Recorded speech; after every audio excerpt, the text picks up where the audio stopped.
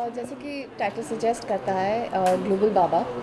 एक बाबा के ऊपर है जो एक अननोन सा बंदा है, कहीं से आता है और कैसे वो एक बाबा बनता है और फिर एक पॉलिटिशियन भी बन जाता है।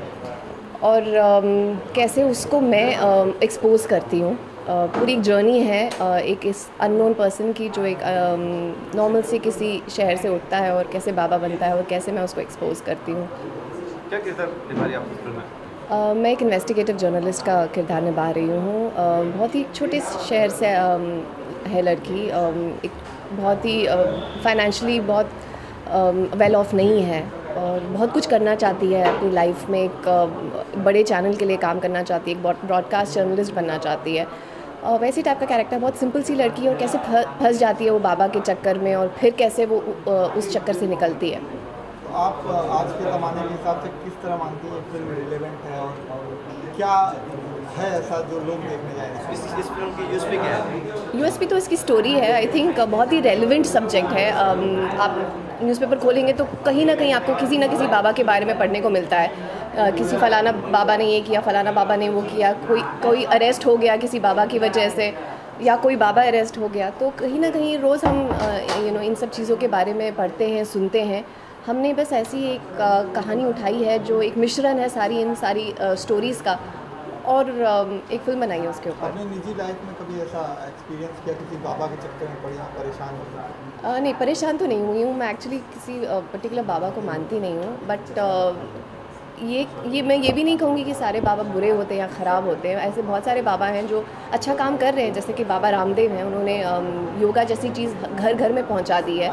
उनके प्रोडक्ट्स काफ़ी पॉपुलर हैं, बहुत अच्छे भी हैं। तो जो अच्छी चीज़ें कर रहे हैं, जो अच्छे बाबा हैं, वो तो हैं ही। ये जो सेक्सुअल मॉलेस्टेशन करते हैं, चलो भाई, ठीक है, ये रिकॉर्ड करेंगे। ये सब प्रॉब्लम हो जाती है बाद में।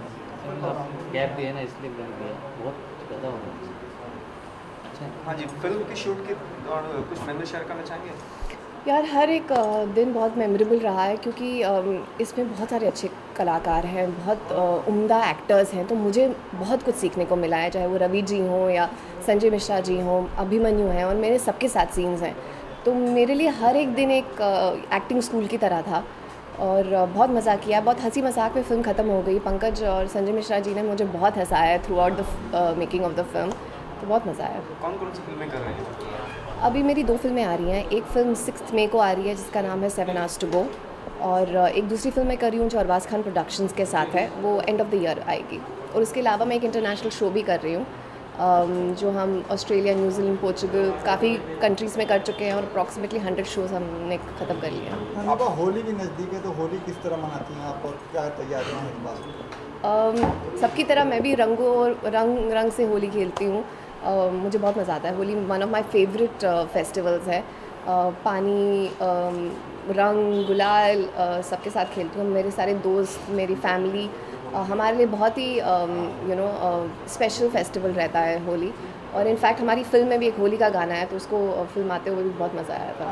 ग्लोबल बाबा, ये फिल्म लोगों की सद तक पसंद आई, आपको क्या लगता है? क्या अपेक्षाएं हैं फिल्म से? आई होप कि लोगों को पसंद आए, क्योंकि हमने बहुत मेहनत की है फ़िल्म को बनाने में। और आई होप लोगों को पसंद आए, क्योंकि ह्यूमर भी काफ़ी है फ़िल्म में, एंटरटेनमेंट के साथ है फ़िल्म। ऐसा नहीं है कि हमने सिर्फ एक सोशल मैसेज दिया है। वो सोशल मैसेज हमने बहुत एंटरटेनिंग तरीके से दिया है, तो आई एम श्योर लोगों को बहुत पसंद आएगी। बहुत बहुत धन्यवाद। Thank you. Ravi ji, police cop का रोल कर रहे हैं आप इस फिल्म में, क्या एक्सपीरियंसेस रहे और किस तरह का अलग होगा आपके अन्य फिल्मों से? अब मैंने बहुत रूप धारण किए, 400 फिल्में अभी तक हो गई। ये रूप नहीं धारण किया था, एक एसपी का है। और जो ये बेस्ट मुझे इस फिल्म के बारे में, ग्लोबल बाबा के बारे में लगा कि ये कहानी अभी की जो कहानी है, जो बहुत अभी सेंसिटिव इश्यूज़ हैं कि लोग कैसे इमोशनली इस देश में लोगों को बेवकूफ़ बनाते हैं और अलग अलग ढोंग रच के। तो उसमें एक ऐसा पुलिस ऑफिसर है जो इस ग्लोबल बाबा को कुछ साल पहले मिला था कहीं, और उसको उसने गोली भी मारी थी। तो उसको वही याद आता है कि इसको कहीं देखा है, क्योंकि लेकिन अब वो ये बाबा बहुत बड़ा हो चुका है। तो खेल है कि चोर पुलिस का खेल है, चूहा बिल्ली का खेल है जिसको कहते हैं। बड़ा मज़ेदार है, एंटरटेनिंग है, बहुत मज़ा आएगा। सबने बहुत अच्छा परफॉर्म किया। संदीपा ने बहुत इंटेंसिटी से किया, अभिमन्यु ने किया, संजय मिश्रा हैं, पंकज, कास्टिंग बहुत अच्छी है।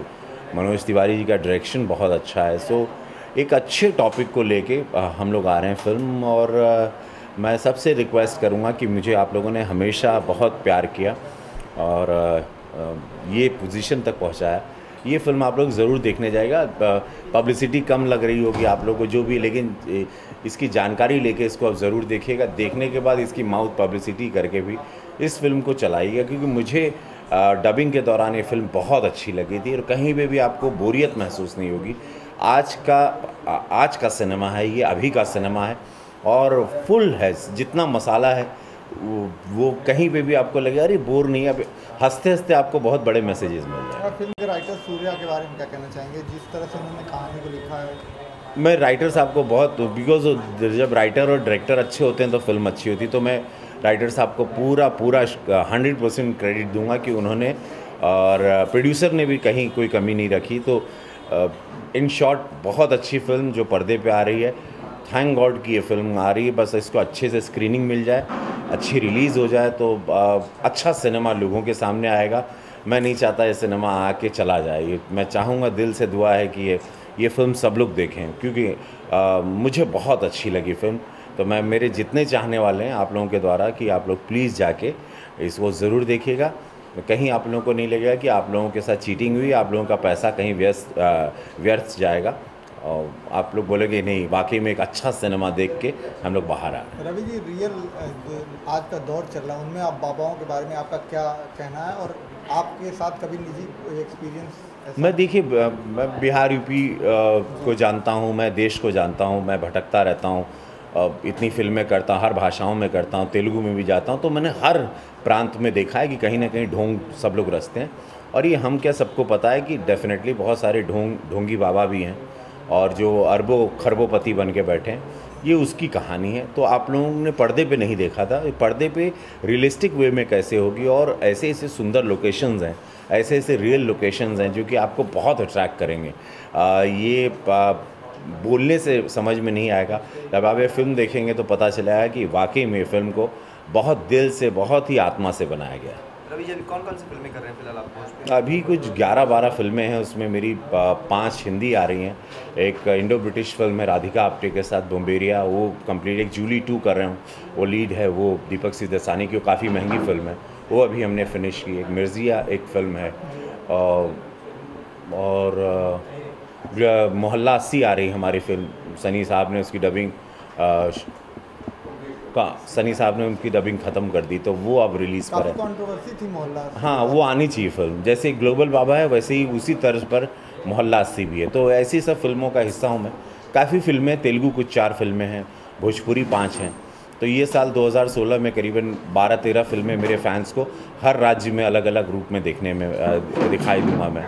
और आंध्र प्रदेश भी अभी बहुत मेरा स्ट्रॉन्ग एक फ़ैन फॉलोइंग बेस हो गया है, तो अच्छा है। अभी ये साल करियर के लिए बहुत अच्छा होगा। रवि जी, मिर्जिया में किस तरह का किरदार निभा रहे हैं, और राकेश ओम प्रकाश मेहरा इतने बड़े डायरेक्टर के साथ अगर आप काम कर रहे हैं? नहीं, ये मिर्जिया एक दूसरी फिल्म है, वो भी उसी तर्ज की फिल्म है। और इसमें एक 2 जन्म लेता हूँ मैं, वो एक अलग कहानी है, लेकिन वही लव स्टोरी जो वो राकेश ओम प्रकाश मेहरा साहब बना रहे हैं, तो सेम कहानी पंजाब की लव स्टोरी है, तो वो कर रहा हूँ मैं।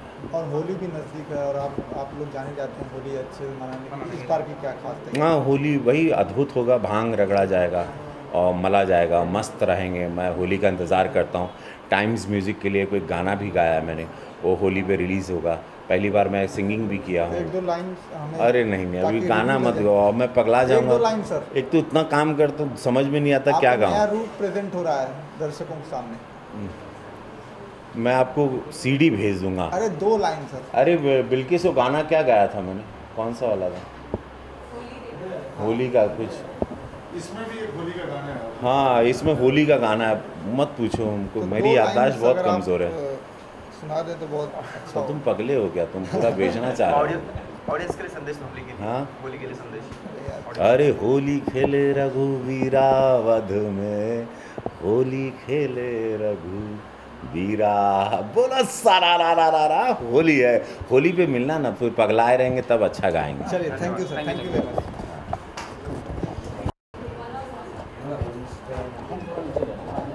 हाँ जी, बताइए सर, क्यों, क्या मकसद था इस फिल्म को बनाने का और क्या संदेश देना चाहते हैं आप लोग? संदेश ये देना चाहते हैं कुछ ढोंगी बाबाओं की वजह से हमारे कोई प्रताड़ना भी रही आपकी पर्सनल? हाँ, क्योंकि मेरे घर में मैं खुद मेरे घर में मैं खुद एक पूजा पाठ करने वाला आदमी हूँ, लेकिन कुछ चंद बाबाओं की वजह से, ढोंगी बाबाओं की वजह से हमारी आस्था को बदनाम किया जा रहा है। तो आने वाली पीढ़ी के लिए, बच्चों के लिए बहुत ख़तरनाक साबित हो रहा है, तो जिसकी वजह से फिल्म बनानी बहुत ज़रूरी थी। कुछ लोगों की वजह से, कुछ ढोंगी बाबाओं की वजह से हमारी आस्था को बदनाम क्यों कर रहे हैं? हर एक आदमी किसी, यदि आप संत हो गए, महात्मा हो गए, तो आपको पैसे से लेना देना नहीं होता, आपको उसे पढ़ी नहीं होती है। तो आप बाबा हैं, संत हैं, तो आप बाकी दुनिया में ये मत कीजिए। किसी को बोलिए कि मैं तो ऐसा कुछ तंत्र कर दूंगा तो आपका ऐसा हो जाएगा, वशीकरण हो जाएगा, ये हो जाएगा, ये होता नहीं है। तो इसमें गरीब लोग हैं, कोई बोलता है कि हमको 200 अपने कमाई का 10वां हिस्सा मेरे बैंक में डाल दो, हाँ डाल दो, कोई भी जो भी है डाल दो। भाई क्यों, उससे पूछो, दिन भर मेहनत करता है आदमी, आपको क्यों विश्वास है? ये गरीब आदमी काम करता है, उनके साथ चीटिंग होती है, फ्रॉड होती है। इसमें से पढ़ आदमी नहीं, पढ़े लिखे लोग भी विश्वास करते हैं। किसी की अंगूठी पहना देने से और किसी को माला पहना देने से वो आदमी का भविष्य नहीं, उसका कर्म जो है, उसका ये जो है वही आगे लेके जाएगा। चलिए, लास्टली फिल्म क्यों लोग देखने जाए? सेंसर में पहले पिक्चर है, सेंसर में 3-4 महीना रुकी रही क्योंकि काफ़ी लोगों को प्रॉब्लम था, लेकिन जैसे रिवाइजिंग कमेटी ने फिल्म देखा उसके बाद से उन्होंने बोला कि ये नहीं, फिल्म आनी बहुत ज़रूरी है और सबको देखनी ज़रूरी है। इसीलिए सेंसर ने इस फिल्म को UA दिया और बोला कि ये फिल्म आनी ज़रूरी है, शिक्षा के लिए, बच्चों के लिए, पीढ़ी के लिए बहुत ज़रूरी है फिल्म देखना। और ये फिल्म बनाने का मकसद यही था, सिनेमा में आने का, पैसा कमाने की, हम इस फिल्म की वजह से जो भी सब्जेक्ट उठाएंगे उससे कुछ लोगों तक पहुंच सके और कुछ चेंज ला सके। तो सिनेमा बनाने का, सिनेमा में आने का रीजन है। धन्यवाद।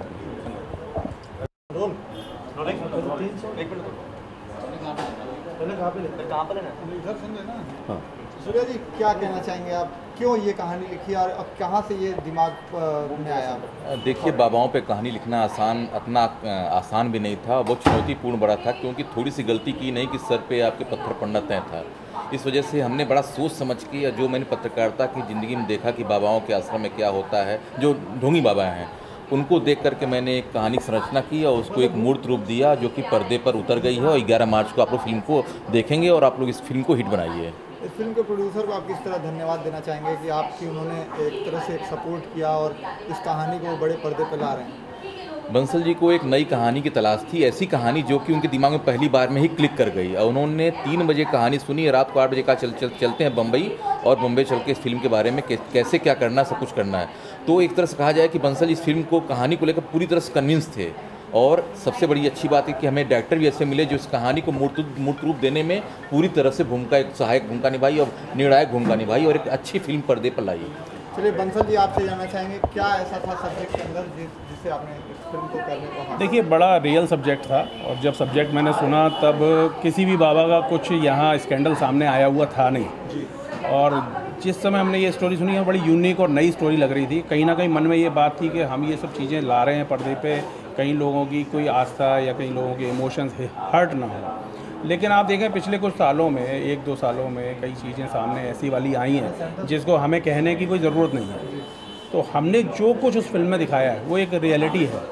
हम किसी भी साधु संत के, किसी भी धर्म के अगेंस्ट नहीं बोल रहे हैं, लेकिन हम बोल रहे हैं कि आप अपनी आंखें खोलिए, किसी पे भी विश्वास करने से पहले 2 बार सोचिए, 100 बार सोचिए और गलत डिसीजन मत लीजिए। आज का जो दौर है उसमें यही चीज़ें लोग पॉजिटिव तरीके से भी देखते हैं, तो उनके बारे में आप क्या कहना चाहेंगे? देखिए, मैं खुद पॉजिटिव देखता हूँ। बहुत सारे बाबा साधु संत इतने बढ़िया हैं, उन्होंने कोई आडंबर नहीं रचा रखे, उन्होंने सारी दुनिया से बेखबर हैं। वो लोग उनका आशीर्वाद देते हैं, मैं भी मानता हूँ। बाबा रामदेव हैं, उनके पास उनकी सारी योग विद्या को मैं इतना समझता हूँ, इतना सपोर्ट करता हूँ।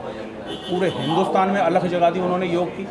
तो हर एक के अगेंस्ट थोड़ी हम बात कर रहे हैं, हम तो सिर्फ ढोंगी बाबाओं के अगेंस्ट बात कर रहे हैं। और किसी के अगेंस्ट ना होकर हम तो जनता को कह रहे हैं आप अपनी आंखें खोल के रखिए, आपको कोई बेवकूफ़ ना बना। तो ये लोग फिल्म ये क्यों देख रहे हैं, क्या ऐसा है फिल्म के अंदर? तो आपको नहीं लगता कुछ कंट्रोवर्सी भी हो सकती है रिलीज होने के बाद? नहीं, देखिए, कंट्रोवर्सी फिल्म देखने के बाद नहीं होगी, नहीं होगी। फिल्म देखने के बाद नहीं होगी, नहीं। जो लोगों को दिमाग में होगा फिल्म देखने के बाद से कोई कंट्रोवर्सी नहीं होगी, क्योंकि उनको खुद समझ में आएगा कि आपकी आस्था जो है इतनी सस्ती नहीं है, आपकी आस्था इतनी सस्ती नहीं है, इसको ऐसे मत जानिए। अपनी वोट, अपनी आस्था बड़ा सोच समझ के किसी की तरफ समर्पित करो, किसी की कहने पे नहीं। पहले 10 बार आप देखो अपनी तरफ, उसके बारे में जानो कि वो बाबा है कौन, कहाँ से आया, क्या किया, क्या कर रहा है, तब जाके उसके चरणों में गिरो। ये हमारा। चलिए बंसल जी, लास्टली जानना चाहेंगे क्यों लोग फिल्म देखने जाए? फुल ऑन एंटरटेनमेंट है फिल्म में, आपको एंटरटेनमेंट चाहिए ही चाहिए, और फुल एंटरटेनमेंट उसके है। साथ एक शिक्षा है, उसके साथ एक मैसेज है, एक चेतावनी है कि आप देखिए आपकी लाइफ के साथ कोई ऐसा नहीं करे, वो भी चाहिए। आप जब फिल्म देखेंगे, अभी 11 तारीख को रिलीज़ हो रही है, आप जब फिल्म से थिएटर से बाहर निकलेंगे स्माइल के साथ निकलेंगे, एक सेटिस्फेक्शन के साथ निकलेंगे। उसी चीज़ को हमने बड़े इंटरटेनमेंट के साथ, एक सटायर के साथ पब्लिक के सामने लाने की कोशिश की। ये देवेंद्र तिवारी हैं, इन्होंने फोटोग्राफी किया है। कुछ खास इफेक्ट्स डाले हैं, कुछ क्या किया आपने? खास के इफेक्ट्स नहीं है, जो रियलिटी है, जो रियल है, रियल पे ही शूट किया है। रियलिटी पे जो बाबा को देखने के बाद सही से जाएगा आपको, रियल मतलब कोई ऐसा खास इफेक्ट्स नहीं है, मतलब रियलिटी शूट किया गया कैसा है। एक्सपीरियंस रहा काम का? एक्सपीरियंस बहुत अच्छा रहा, बहुत मतलब एक अलग टाइप का सब्जेक्ट पहली बार मिला, अलग टाइप का है। एक बाबाओं पे बहुत कम फिल्में बनती हैं, तो उस हिसाब से मेरे को बहुत अच्छा लगा, बहुत अच्छा एक्सपीरियंस रहा बाबाओं को। Thank you.